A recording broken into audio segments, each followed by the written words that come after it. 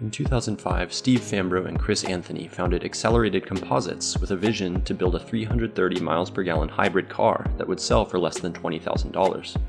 They aimed to achieve this by focusing obsessively on reducing the vehicle's drag coefficient to zero through the use of strong but lightweight composite materials instead of traditional steel frames.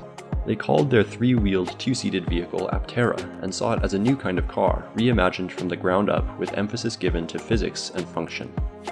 Even competing with the likes of Tesla and other newly formed electric vehicle startups, it wasn't difficult for the founders to raise roughly $50 million through venture capital.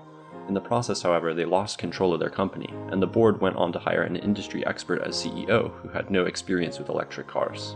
During the financial crisis of 2008, and in spite of the founders' belief in small-scale production that would keep the company afloat with cash flow, the board sided with the CEO to apply for a government loan of $150 million with the goal of producing at least 200,000 vehicles per year, which was considered the minimum efficient scale for mass automotive production.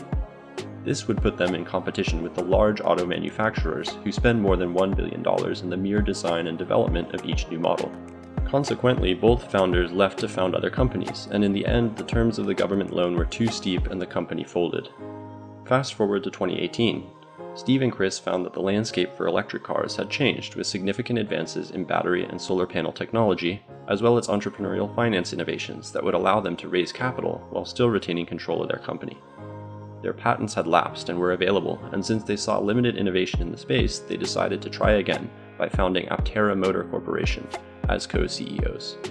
The new company would rely on their original design choice of composites over steel frames, and on cell manufacturing, where materials and labors are brought to the car instead of traditional assembly lines which remain prohibitively expensive.